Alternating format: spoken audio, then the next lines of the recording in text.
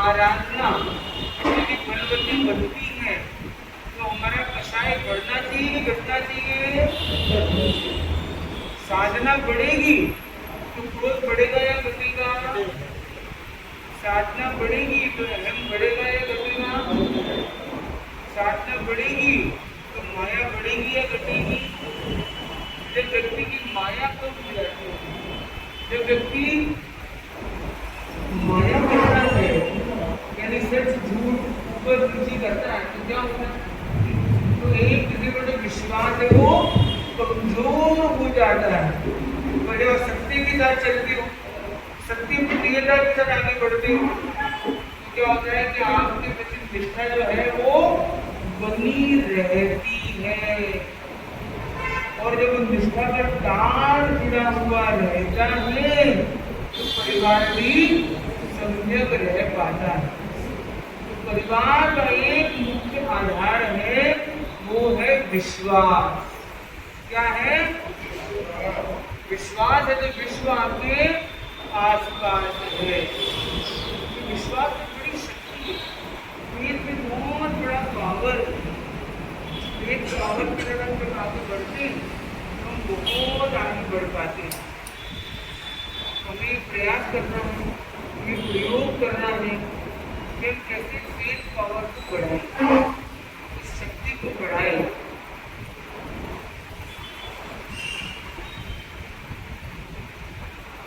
महत्वपूर्ण प्रकार से हम एक दूसरे पर विश्वास जुड़े रहते हैं, बनाए रहते हैं और मजबूत विश्वास के साथ आगे बढ़ते हैं।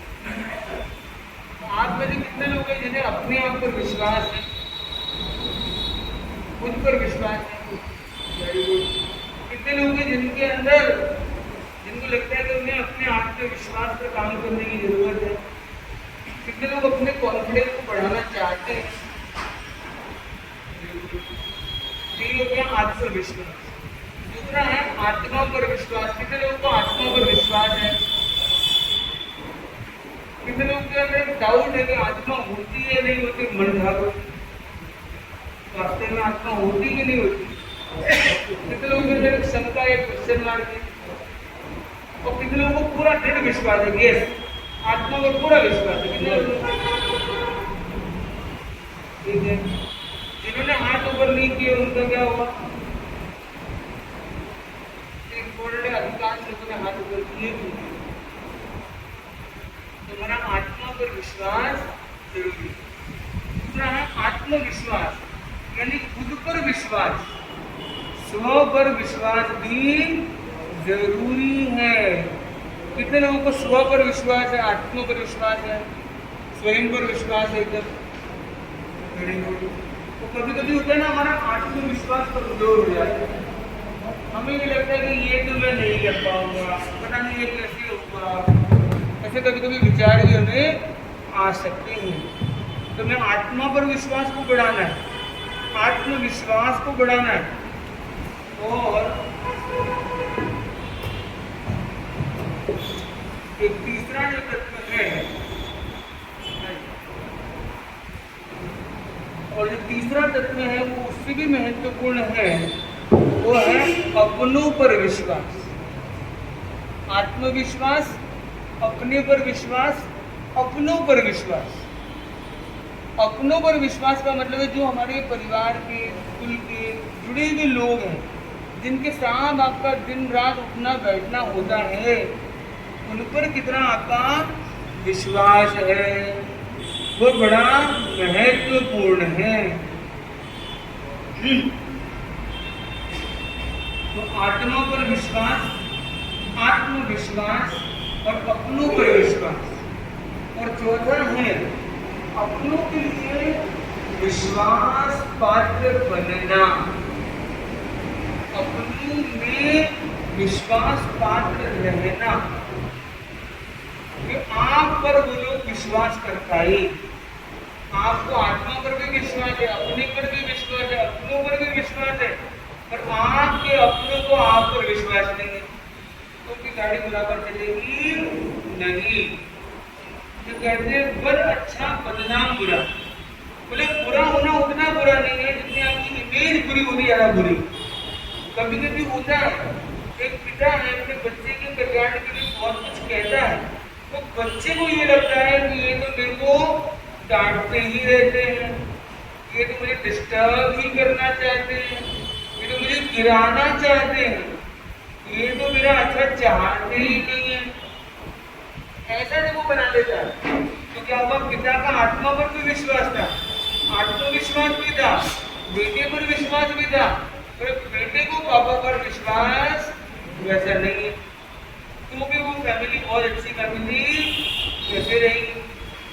और पांचवा एलिमेंट है अपनों के अंदर आत्मविश्वास और विश्वास पात्रता को डेवलप करना। आपके जो बच्चे हैं उनका भी, परिवार के बाकी जनों के भी आत्मविश्वास पर काम करना, उनको भी विश्वास पात्र बनाना और इम्प्रूव करना।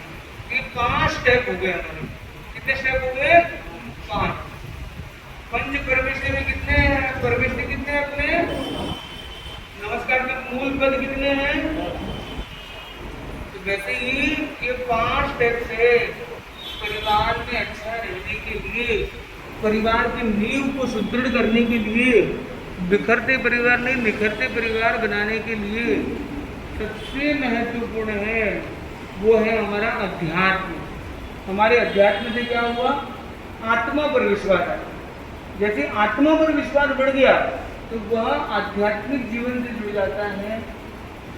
भले वो सामायिक इतनी कम ज्यादा करता हो, संत मुनिराज के दर्शन कम ज्यादा भी करता हो, उपवास तपस्या कम ज्यादा भी करता हो, धर्म ग्रंथों का स्वाध्याय वगैरह कम ज्यादा भी करता हो, फिर भी यदि उसे आत्मा पर विश्वास को जगा दिया आपने, तो आपने एक बड़ी यात्रा को सफल बना दिया। तो उसके अंदर सात्विकता, सज्जनता, एक मूल संस्कार उसको बड़ी भूल करने से बचा लिया। उसके उसूल इतने तो ठीक हो जाएंगे कि वो किसी के साथ धोखाधड़ी नहीं करे, किसके साथ बुरा व्यवहार तो न करे। कम से कम उसके अंदर वो आध्यात्मिक चेतना का दीप जब जग जाता है, उसके जीवन में एक बड़ा रूपांतरण आ सकता है। तो पहला स्टेप क्या हो गया हमारा? आत्मा पर विश्वास। पहला क्या है? तो आत्मा पर विश्वास को हमें सुदृढ़ करना है। आज ऐसे अनेक बच्चे हैं जिनके अंदर प्रश्न है कि मैंने तो आत्मा को नहीं देखा, कैसे मानूं? मैंने तो कर्मों को नहीं देखा, मैं कर्मों को कैसे मानूं? उसके मन में प्रश्न है, उसके मन में तर्क है। वो कहता है विज्ञान में अभी तक नहीं खोजा, मैं कैसे मानूं? ऐसे बच्चे हो सकते हैं कि नहीं हो सकते? उनके मन में प्रश्न हो सकता है कि नहीं हो सकता? कितने लोग मानते हैं कि आज के बच्चों में ऐसे प्रश्न हो सकते हैं? वो हाथ ऊपर करें। बेटे हो, पोते हो, जो भी हो, तो ये प्रश्न उचित है कि अनुचित है? ये प्रश्न सही है कि गलत है?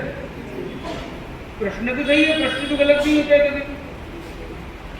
तो हम लोगों ने जो माना है पहले से, वो तो पिता ने, दादा ने किसी ने सिखा दिया कि आत्मा होती है, और हमारा तो दृढ़ आस्था है, दृढ़ विश्वास है। ये कैसा प्रश्न पूछते हैं?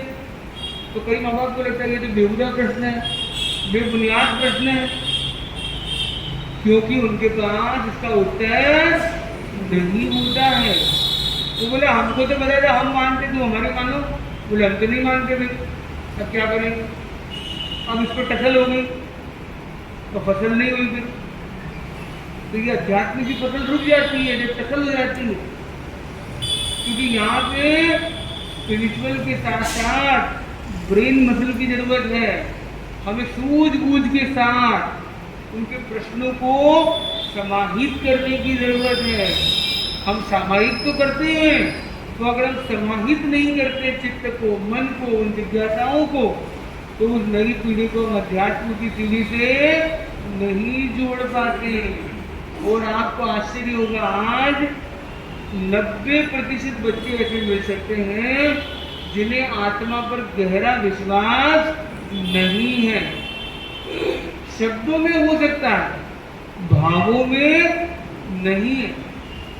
क्योंकि जिस जीव को यह विश्वास हो गया कि मैं एक आत्मा हूँ जो शाश्वत सत्य है, और ये शरीर है ये तो टेम्पररी है, मूल आत्मा और ये कर्म है जिसके कारण मैं अलग अलग संयोग में जा रहा हूँ।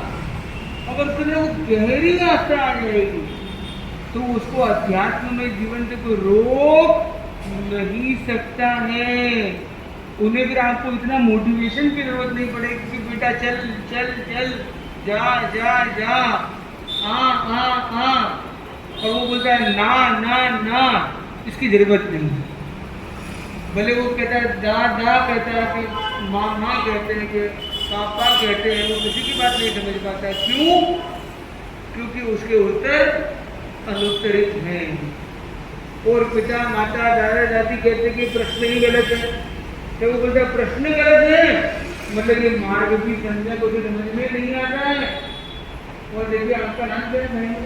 आपका नाम क्या है? ठीक है, मौन बहुत अच्छी बात है। मौन का भाव बहुत अच्छा भाव होता है। एक आपको प्रयास करना चाहिए था आपके आसपास के लोगों में जागरूकता बनी रहे, इसमें आपको उनको सपोर्ट करते रहे। तो कोई भी भाई बहन हो जो किसी कारण से थोड़ी गहराई में चले जाए आंख बंद करके, उसको जगाना है। क्योंकि महाराज जो है ना वो आपको भीतर की यात्रा तो कराएंगे और आपके अंदर के आंखों को खोलना भी चाहते हैं। तो ये प्रयास आपको करना है, ठीक है ना। और आप देखते रहना कोई भी है, कोई इधर उधर हो गया हो, इसको जागना जगाना। संतरों काम हुई है जागणु और जगावणु। हमारे के साथ मम्मी भी है जागृत होनी। अभी वो आ रहे होंगे थोड़ी देर में, बड़ा चिंतन कर रहे हैं, पर इम्पोर्टेंट है कि जागृत होना भी जरूरी है। तो हमने 5 स्टेप्स को समझा है। पहला स्टेप क्या है? आत्मा पर विश्वास। और ये सबसे खास, अगर ये एक स्टेप आ गया तो आपको पूरा धर्म आ गया, पूरा अध्यात्म का मार्ग आ गया और आत्म कल्याण का मार्ग पे अगर कोई बच्चा और परिवार का सदस्य जुड़ गया तो उस परिवार का निखार सुधार अपने आप होने वाला। और जिसका आत्मा पर विश्वास आ गया मतलब उसने मोक्ष का रजिस्ट्रेशन कर लिया है। वो अभी नहीं तो फिर कभी, और इसी जन्म में मोक्ष जाएगा ही जाएगा। उसका मोक्ष का रजिस्ट्रेशन पक्का हो गया है। राइट, आगे आगे इधर कर लीजिए, आपकी साथ में कर लीजिए, ग्रीन ग्रीन, फिर रेड और ग्रीन दोनों साथ में डाल जाए। रेड में जरूर के जो भी कहे तो इम्पोर्टेंट है। और दूसरा जो पॉइंट है वो भी बहुत महत्वपूर्ण है, आत्मविश्वास। आपको आत्मा पर विश्वास है, पर जब आप किसी को कन्विंस करना चाहते हैं, अगर आत्मविश्वास से कन्विंस नहीं करते हो तो सामने वाला कन्विंस नहीं होता है। आपको मानो बहुत सारा ज्ञान है पर आपके अंदर आत्मविश्वास नहीं इसको प्रेजेंट करने का। तो आजकल तो प्रेजेंटेशन का जमाना है। स्तुति जितनी जरूरी है प्रस्तुति भी उतनी जरूरी है। तो आप जब आत्मा पर विश्वास करके स्तुति से जुड़ जाते हो, और जब आत्मविश्वास आता है तो आप प्रस्तुति भी कर पाते हो। तो स्तुति के साथ प्रस्तुति भी जरूरी है। हमारे इस आध्यात्मिक धर्म संघ को आगे ले जाने के लिए, जिन शासन की महिमा को फहराने के लिए हमने भाव कुसुम को हमें प्रस्तुति तक ले जाना होगा। तो पहला है आत्मा पर विश्वास, दूसरा है आत्मविश्वास, तीसरा है अपनों पर विश्वास। हम अपनों पर कितना विश्वास करते हैं? कम करते हैं कि ज्यादा करते हैं? एक व्यक्ति है वो बच्चा चाइनीज सीख रहा है, आप कह देते हो अपने बेटे को कैसे किया कुछ नहीं कर सकता, तो आपके बेटे पर आपको विश्वास नहीं। और एक आत्मविश्वास है, अपनों पर विश्वास भी है। हाँ बेटा कुछ भी कर सकता है, बिल्कुल नहीं। आओ हम चाइनीज से बात करेंगे, चलो मैंने भी सीखने का प्रयास करता हूँ, चर्चा करेंगे। एक अंदर जोश आ गया, तो बच्चे का भी जोश द्विगुणित हो गया। क्यों? क्योंकि उसके पिता का उस पर विश्वास है। तो जब हम ऐसी भाषा का प्रयोग करते हैं, जाने अनजाने केवल माता पिता अपने बच्चे के लिए कॉन्फिडेंस लेकर नहीं, कॉन्फिडेंस देकर बन जाते हैं। तो पता है, छोटी सी स्टोरी शेयर करता हूँ मैं आपको, इस बात को आगे रखती है। इस बात की बात, एक बच्चा आगे बढ़ रहा था, उसके पिता ने कहा, उससे ही बच्चा था, पिता ने कहा कि ये जो बैग है ना अपनी एक गाड़ी की डिग्गी में रखनी। क्या काम दिया है? गाड़ी की डिग्गी में रखनी। तुम लिफ्ट से जाना और डिग्गी में रख ले, तो चाबी भी दे दिया, वो लिफ्ट की तरह जा रहा है। उतरे पिता पीछे लगा, रुको रुको रुको रुको, तुम अकेले लिफ्ट में नहीं जा पाओगे, ये तुमसे नहीं होगा, मैं लिफ्ट चलाता हूँ। जाते जाते फिर थोड़ा और आगे बढ़ते हैं, वो डिग्गी में जाने के लिए बच्चा देंगे, डिग्गी खोलने के लिए जा ही रहा था, उसने बिना दौड़ा में रुको रुको रुको रुको, ये तुमसे नहीं होगा, ये डिग्गी उठा के अचानक गिर जाए तो तुम्हें लग सकती। तो बेटा तो पिताजी हेल्प करते हैं, डिग्गी उठाते हैं, सामान खुद ही रख देते हैं। अब ये बताओ, पिता ने बच्चे की हेल्प की या नहीं की? कितने लोगों को लगता है कि पिता ने बेटी को बचाया है? कितने लोगों को लगता है कि पिता ने बेटी को पढ़ाया है? और कितने लोगों को लगता है कि पिता ने बेटी की मनोबल को गिराया है? जाने अनजाने हम वो नहीं पहचाने कि वो क्या करते चले जा रहे हैं। तो यू कैन की जगह यू कैन नॉट, बार बार कहते हैं, you can not go in the lift, you can not open the डिग्गी, you can not keep the luggage. और आगे पिता ने बोला कि ये सामान तो मैं रखना, ऐसा करो तुम पे ना दादी को लेकर आ जाओ। बेटा जाना करना होगा, पिता फटाफट, पिता पापा दौड़ के पहुंचता है, रुको रुको रुको, दादी की तेरी उम्र है, नाजुक है, तुम उन्हें नहीं ला सकते हो, तुम सपोर्ट देते देते तुम्हारा हाथ हिल गया तो क्या होगा? अब पिता जगह जगह पर क्या कर रहे हैं? तो क्या उसकी सावधानी रखना गलत था? वो लगता था डिग्गी खोलते खोलते अचानक गिर जाती, लिफ्ट का अचानक अटक जाता, दादी गिर जाती, स्लिप हो जाती, फ्रैक्चर हो जाता, ये सब संभावित था। तो क्या बचाव पक्ष मेरे पिता ने क्या गलत था? बेटे की परिवार की रक्षा करना गलत काम था उनका?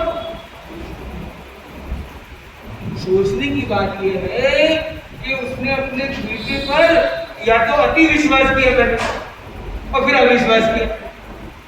पहले अति विश्वास, पहले तो भाई सोचा नहीं कि भाई ये बच्चा है, ये लिफ्ट में अकेले जाने लायक है या नहीं, अकेले डिग्गी खोल के सामान रखने लायक है या नहीं, दादी को लाने के लिए लायक है या नहीं। पहले तो पिता को सोचना चाहिए था, क्या ये भी छोटा है, इतना बड़ा नहीं है कि सारे कार्यों को स्वतंत्र कर सके, तो उसे बोलना ही नहीं था पहली बार। अब जब बोल दिया कि ये कहने के लिए नहीं करता नहीं होगा, बल्कि दौड़ के पहुंचते। अब अगर आप उसकी जगह आप मेरे समझदार पिता हो तो क्या करते? तो दौड़ते दौड़ते पहुंचते, रुको रुको रुको, मैं भी साथ हो जाता हूँ, तुम लिफ्ट में जा रहे हो, मैं भी तुम्हारे साथ चलता हूँ, डिग्गी तुम खोल रहे हो, चलो मैं भी तुम्हारे साथ हो जाता हूँ। वो डिग्गी खोलता, वो थोड़ा सा पीछे से सपोर्ट देकर डिग्गी गिरने से बचा लेता, वो बैग रखता, उसके साथ में एक हाथ देकर उसके कंधे पर लोड आने से बचा लेता। दादी के वहां जाता तो दादी को तुम सपोर्ट देना, दूसरी तरफ मैं भी दे देता हूँ। तो वो इस तरह से बेटे को सपोर्ट बनकर उसके माइंड सेट को डाउन नहीं होने देते। पर जाने अनजाने आपको पता हो, माता पिता जाने अनजाने 15 साल तक के बच्चों को करीब 15,000 बार ये कह देते हैं जाने अनजाने कि ये तुमसे नहीं होगा। जाने अनजाने अलग अलग तरीके से, यानी औसतन में दिन में 3 बार ऐसा कहते हैं। छोटी उम्र में ज्यादा होता है, धीरे धीरे अलग अलग लेवल के काम होते हैं, ये देर से नहीं होगा, ये देर से नहीं होगा, ये तो नहीं कर सकता, ये तो नहीं कर सकता है। तो ये क्या हो गया? कॉन्फिडेंस मेकर नहीं, कॉन्फिडेंस ब्रेकर बन गए। तो हमें कॉन्फिडेंस मेकर बनना है, कॉन्फिडेंस ब्रेकर नहीं बनना है। हमको आलू कोई भी जीना उल्टी जीना ना सिखाए तो कोई बात नहीं, पर उसका चेन खुला तो न बने, उस गाड़ी को रोकने वाले तो न बने। हम केवल टोकने रोकने और ठोकने वाले नहीं होने चाहिए। तो क्या हमें अनुशासन नहीं करना चाहिए? न चाहिए। अनुशासन भी बहुत जरूरी है। तो अनुशासन किस उम्र में करना चाहिए? तो कहते 6 साल से 14 साल की उम्र जो है ये अनुशासन की उम्र है। इस समय यदि आपने रुकना नहीं सीखा, उनको रुकना नहीं सिखाया, उनको जुड़ना और जुड़ना नहीं सिखाया, उनको आपने मेहनत करना नहीं सिखाया, तो शायद फिर आप कभी मेहनत करना सिखाने योग्य नहीं रहेंगे। तो उस समय उनका कॉन्फिडेंस मेकर भी बनना है, कॉन्फिडेंस बूस्टर भी बनना है, उनका करियर अपलिफ्टर भी बनना है, और साथ में काम भी देना है। और काम की गलती होने से उन्हें थोड़ा सा रोकना टोकना ठोकना भी महत्वपूर्ण हो सकता है। और वो बच्चे टू बच्चे फर्क पड़ता है। कोई बच्चा होता है ना वो बहुत ज्यादा, आपके बाजू वाले का नाम क्या? बाजू वाले नाम क्या? और उनका नाम कितना अच्छा नाम है। कितने बच्चे हैं? तो इम्पोर्टेंट है कि आपको छोटी छोटी ड्यूटी रखनी है। आपके दोनों तरफ के जो लोग बराबर सुन रहे हैं कि नहीं सुन रहे, बराबर जाग रहे कि नहीं जाग रहे, ये आपको खाना देखना है। ये आप एकदम सेंटर पे रखते हैं, ठीक है ना? प्रयास करना है, क्योंकि जागना और जगाना भी जरूरी है। जैसे हमारे मैडम ये भी ड्यूटी कर रहे हैं, क्या नाम है? आप बराबर ध्यान दे रहे हैं सबको, किसी को इंग्लिश नहीं है, आपको ध्यान रखना, थोड़ा देखते रहना, किसी को खड़े होकर भी देख सकते हो आप, ठीक है? आप मॉनिटर करें ये भी सेंटर पे बैठे हैं, ये सेंटर पे है। सेंटर का ध्यान रखना बहुत जरूरी है। सेंटर हमारा नींव मजबूत होगी ना तो सब काम बहुत बढ़िया होगा। तो इम्पोर्टेंटली तो हमें कॉन्फिडेंस मेकर बनना चाहिए कि ब्रेकर बनना चाहिए, बूस्टर बनना चाहिए कि बस्ट करने वाला बनना चाहिए। उस पिता ने क्या काम किया, मेकर या ब्रेकर? बड़ा आवाज नहीं आ रही, लोग जाग रहे हो जवाब नहीं। मेकर या ब्रेकर? क्या बने? आपको क्या बनना है? मेकर बनना है कि बूस्टर बनना है? मेकर भी बनना है, बूस्टर भी बनना है। तो महत्वपूर्ण है उन्हें ये ना बताए क्या वो नहीं कर सकते हैं, बल्कि उन्हें ये बताए क्या वो कर सकते हैं। ये बड़ा महत्वपूर्ण है। जो बच्चे ना वो आगे आगे के क्रम में कर देंगे, लेकिन स्पेशल सीट यहाँ पे फ्रंट रो में रखी गई है। तो महत्वपूर्ण है कि हम लाइफ में आगे बढ़ें। तो आप में से कौन कौन है लाइफ में आगे बढ़ना चाहता है? वो अपने हाथ ऊपर करेगा। जो आत्मा का उत्थान करना चाहता है वो आत्मा आगे बढ़ाएगा। जो अपने परिवार की निष्ठा और प्रतिष्ठा को आगे बढ़ाना चाहता है वो और आगे ऊपर करेगा। जो अपने बच्चों का कॉन्फिडेंस बूस्टर और मेकर बनने देगा वो और हाथ की पावर ऊपर ले जाएगा। वो अपने स्वभाव को और उन्नत बनाना चाहता है वो और हाथ ऊपर ले जाएगा। जल्दी जल्दी मोक्ष मार्ग को आगे बढ़ाना तो और हाथ को ऊपर ले जाएगा। और जो आज के प्रवचन में समझ में आ रहे हैं खुश है वो दोनों हाथ को ऊपर रगड़ेगा। तो ये छोटी सी एक्टिविटी, ये जो एक्टिविटी है ना ये हमारी बॉडी को खोलती है। जब आप खोलते हैं एक सूत्र है, खुलेंगे हम तो खिलेंगे, जो खुलेगा वो खिलेगा। ऐसे रिसर्च की गई आत्मविश्वास के ऊपर, अपने टीचर पर विश्वास के ऊपर, क्योंकि हम उसकी बात कर रहे थे। उसके लिए एक सुंदर रिसर्च किया गया, संभवतः हार्वर्ड यूनिवर्सिटी में रिसर्च हुआ। जाकर कुछ बच्चों को स्कूल में एक ऐसी कुर्सी पर बिठाया जो हाथ रखने की जगह थी, हैंड रेस्ट था, और आधे बच्चों को ऐसी कुर्सी पर बिठाया गया जिसमें हाथ नहीं था, हाथ रखने की जगह नहीं। आधे बच्चों को कहा गया आपको हाथों को ऐसे रखना है, रेस्ट पर ऐसे हाथ रख के बैठना है। आधे बच्चों को कहा गया आपको हाथ ऐसे रख के बैठना है। और उसमें एवरेज बच्चे आधे इधर, स्मार्ट और टैलेंटेड टॉपर्स आधे इधर आधे इधर, मतलब इक्वली इंटेलेक्चुअल ऑडियंस को बराबरी हिस्सों में बांट दिया गया उनके प्रोग्रेस कार्ड के हिसाब से, और ये साल भर में पढ़ाई करती है और बाद में उन बच्चों से 2 प्रश्न पूछे जाते हैं, एक उनका रिजल्ट और एक उनकी टीचर के प्रति इंप्रेशन। उन्हें पहला प्रश्न पूछा गया कि आज का आपने जो ईयर आपने कंप्लीट कर रहे हो, आज आपको रिजल्ट मिला है, आपको रिजल्ट में आपको क्या पाया? तो रिजल्ट में देखा गया कि जो बच्चों के पास वो इंटरेस्ट वाली खुशी थी, मतलब जिनकी ये मुद्रा थी उनके नंबर ज्यादा थे, या जिनके हाथ ऐसे की मुद्रा में ज्यादा नंबर थे? बताइए।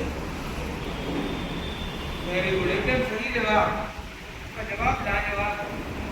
जिनके हाथ ऐसे रखेंगे उनके नंबर पिछली बार की तुलना में बहुत ज्यादा बढ़े हुए। तो पिछली बार 17 में जो ला रहा था वो 20 में था, 20 में था वो 90 तक पहुंच गया था, तो 90 में था वो 94, 95 का नंबर उसके। फिर उनसे दूसरा प्रश्न पूछा गया कि आपके टीचर आपको पढ़ाते हैं, आपको कैसा फील होता है? तो जो लोग बिना कुर्सी वाले इस तरह से बैठे हुए, बिना हाथ आराम वाले, बिना हाथ चेयर के थे, उन लोगों ने जवाब दिया टीचर तो भयंकर बोले, हमको तो पता नहीं कब क्लास खत्म हो गई, हम तो अब आजाद हुए जैसे तैसे। इतना भयंकर बंधन और गोल्डन था, इतना लोडिंग कर दिया हमें, पता नहीं क्या क्या लेके आ जाते थे, क्या क्या हमको होमवर्क देते थे, हम तो बहुत भयंकर परेशान और बोर हो गए। तो ऐसे टीचर तो न हो तो बढ़िया, ऐसी पढ़ाई में कोई काम नहीं। दूसरे बच्चों को पूछा गया तो उन्होंने कहा कि हमारे टीचर तो हमारा रिश्ता है रिश्ता हमारे, और हमें कोई कोचिंग की जरूरत नहीं है। वो बातें ऐसी ऐसी इतनी सिंप्लीफाई करके बताते गए कि हमारा रास्ता इतना अच्छा हो गया कि हमें ज्यादा रिवीजन की जरूरत नहीं पड़ी। हम तो बस घर जाके बैठ रह के आराम करते, गेम्स खेलते, एक्टिविटीज करते, स्पोर्ट्स करते, आनंद लेते, और थोड़ा भी क्विक रिवीजन करते, फटाफट प्रोसेसर में सेट हो जाता था। इतनी अच्छी कि भगवान का रूप मानते, ये टीचर तो इतने सुंदर, इतने जानकार, और इस तरह से हमको पढ़ाते थे जैसे प्राइवेट कोचिंग में भी ना पढ़ाते।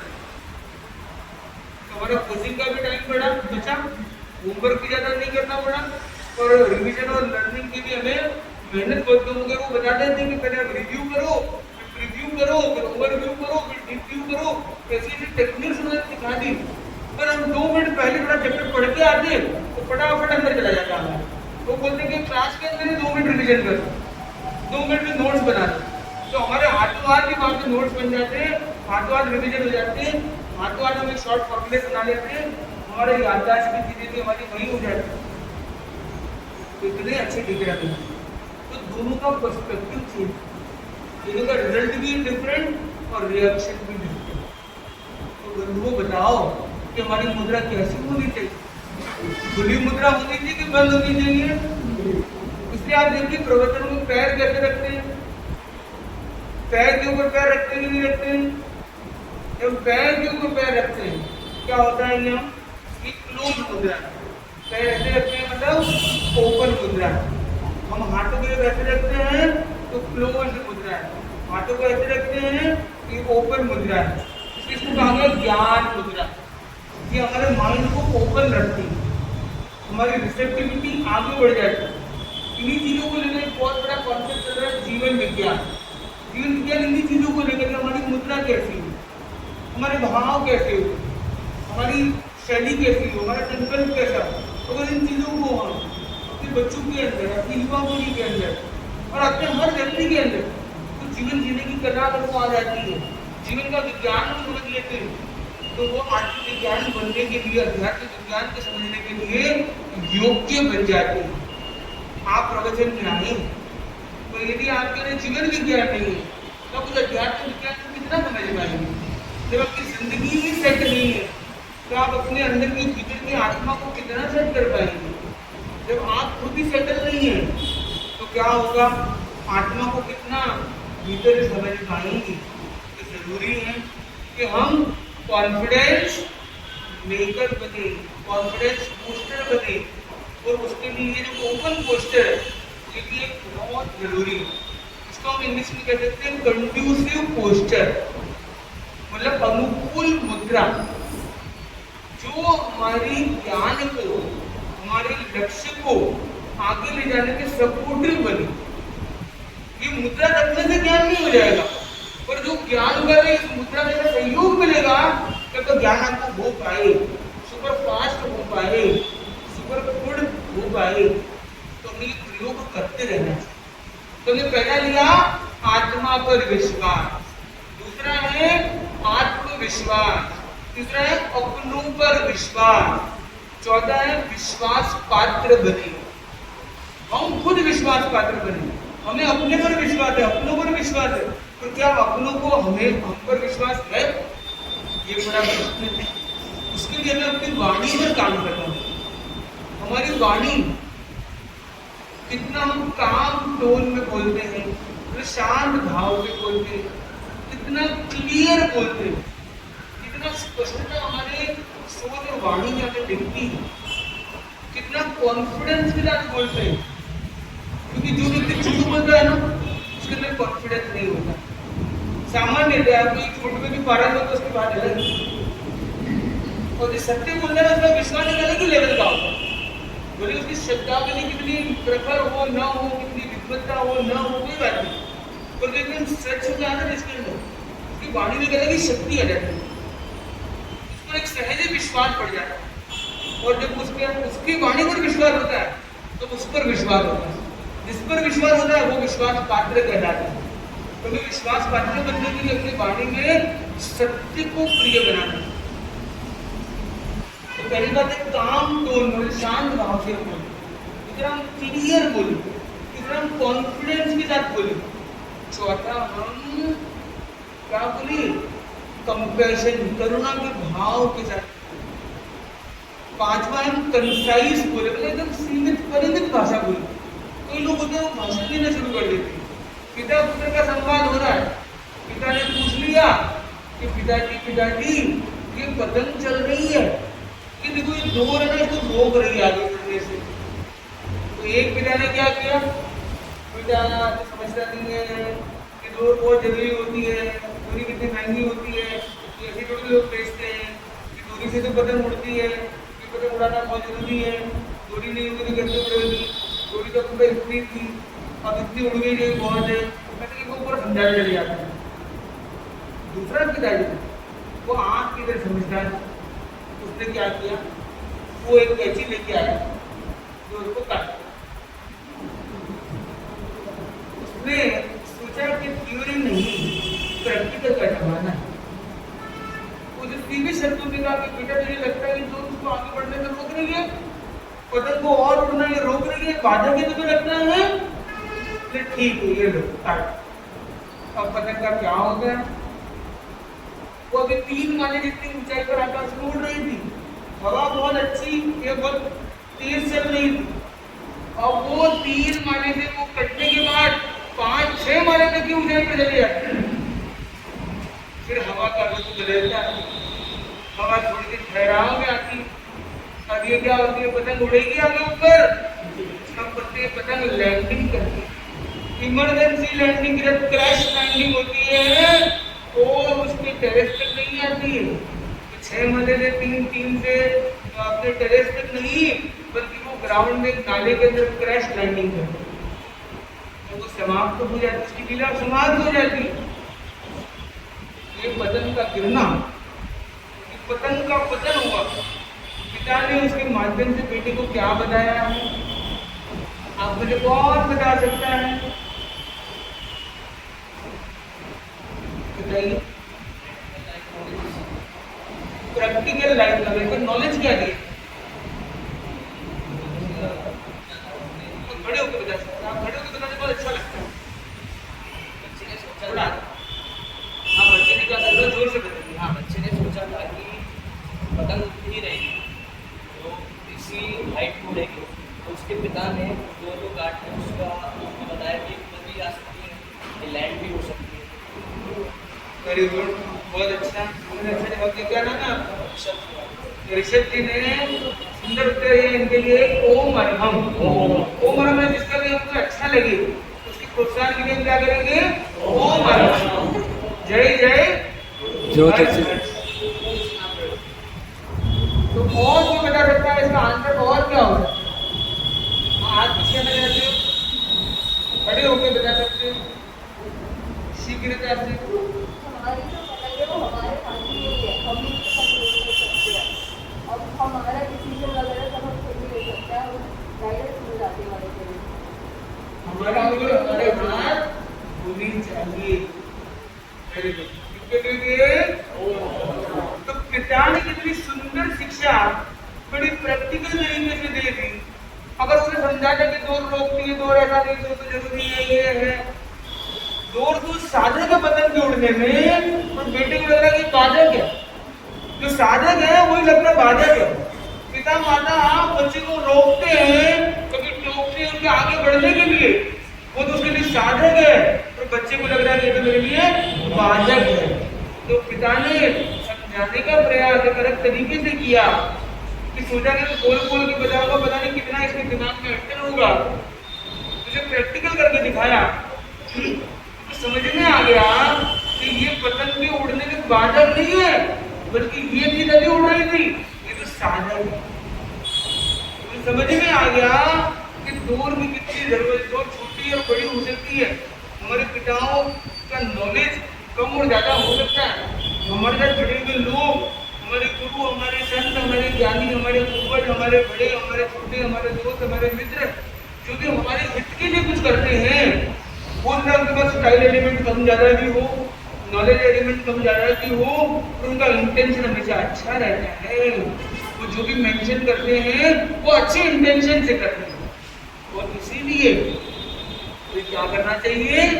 उनका सम्मान करना चाहिए, और उनको कमान के रूप में काम भी देना चाहिए। उनकी वाणी को हम दौड़ को और आगे बढ़ाने में उपयोगी बना सकते हैं। तो वो बाधक नहीं, वो साधक है।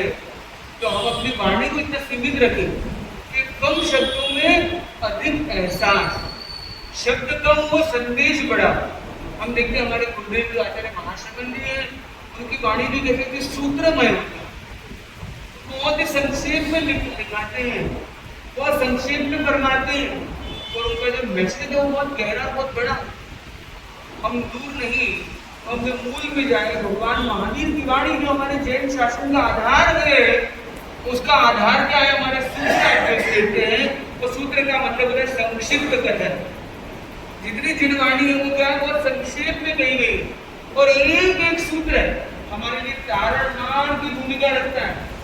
एक एक उनका जो उद्गार है वो हमारे लिए बहुत मददगार, यादगार, और वह सलाह हमें आगे बढ़ाने के लिए, हमारी लाइफ में सुलह के लिए, हमारी लाइफ में आगे बढ़ने के लिए बहुत महत्वपूर्ण। चाहे और ज्यादा नहीं भी हो तो हमें 1, 2, 3 सूत्र, जिन वाणी के सूत्रों को कम से कम एक सूत्र का रोज श्रवण या पठन या स्वाध्याय करने का प्रयास करना चाहिए। भगवान की वाणी का एक प्रोवर्ब, एक कपलेट, एक स्टैंजा, एक पद्य, एक मुक्तक, एक सूत्र भी बहुत महत्वपूर्ण हो सकता है।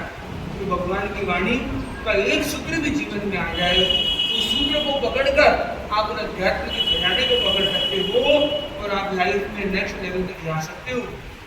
उसी तरह का एक सूत्र है,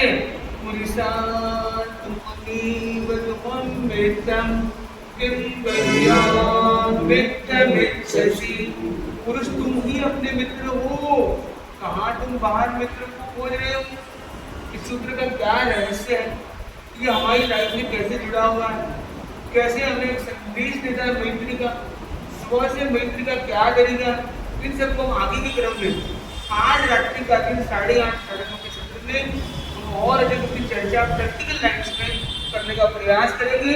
आज की जो समरी है हमारे पूरे सेशन की, अलग अलग समय में जुड़े हुए सभी लोगों के लिए जिनको अपने साथ लेके जाना है, आज का सूत्र है पारिवारिक उत्थान का सूत्र है 5 स्टेप्स और विश्वास। पहला है आत्मा पर विश्वास, दूसरा है आत्मविश्वास, तीसरा है अपनों पर विश्वास, चौथा है विश्वास पात्र बनना, और पांचवा है सबके भीतर, अपनों के भीतर आत्मा पर विश्वास, आत्मविश्वास को जगाना।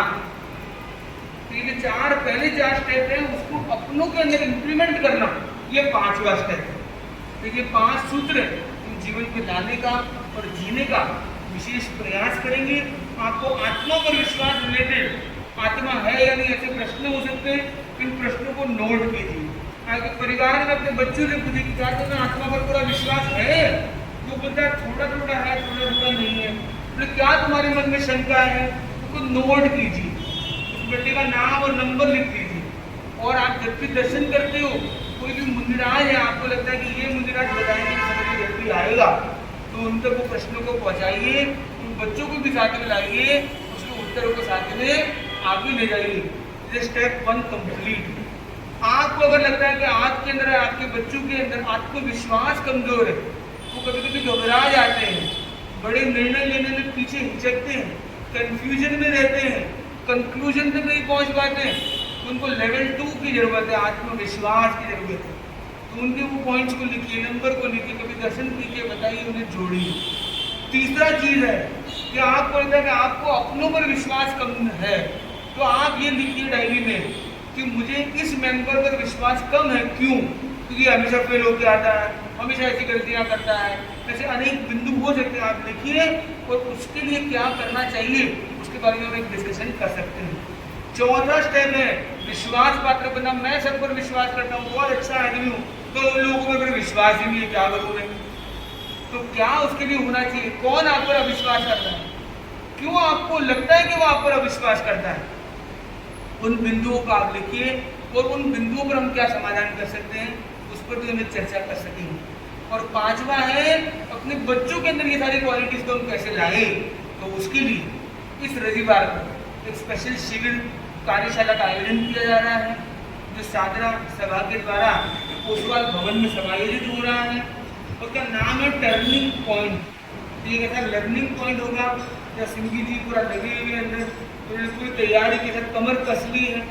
और वो प्रोग्राम है turning point teenager and youth connect के लिए। तो 11 साल और ऊपर की अवस्था वाले बच्चे, ऐसे बच्चे जिनके बच्चे नहीं हैं, ऐसे बच्चे जो माता पिता के स्टेटस पर नहीं पहुंचे, मतलब जो टीनेजर्स हैं, यंगस्टर्स हैं, बैचलर्स हैं, उनके लिए स्पेशल प्रोग्राम रखा गया है। सुबह 9 बजे से शाम को 5 बजे तक ये 8 घंटे का जो कार्यशाला है, जिसके अंदर बीच में ब्रेक्स वगैरह सब सिस्टम भी रहेंगे। उस प्रोग्राम्स के माध्यम से उनको इन चीज़ों को ट्रेन करने के लिए भी आपको एक अवसर मिल सकेगा। तो जुड़िए, जोड़िए, बने और बनाए अपने परिवार को बेजोड़। इसी की तरह से वाणी को एक विराम देते हैं, आज के सत्र को एक कंप्लीट करते हैं। 2 शब्द हम सुनेंगे यहाँ के स्थानीय वाले समाज के जो लोग हैं, जिन्होंने विशेष भावना की, सुंदर व्यवस्था की, और आज उनके उद्गार हम सुनेंगे। आज उनको आज के इस प्रवचन से कैसी अनुभूति हो रही है, वो क्या आगे कहना चाहते हैं, उनकी क्या भावना है। और हमने तो स्थान जब देखा तो यहाँ के श्रावक साझाकारी, स्थान साझाकारी और भावना जग सुपर गुड़। तो हमें लगा कि यहाँ तो लंबा रुकना चाहिए। 2 शब्द हम सुनते हैं हमारे स्थानक के श्रावक की। क्या नाम है आपका? थोड़ा सा आगे बढ़िएगा, आप आगे बढ़ने में बहुत अच्छा लगता है। थोड़ी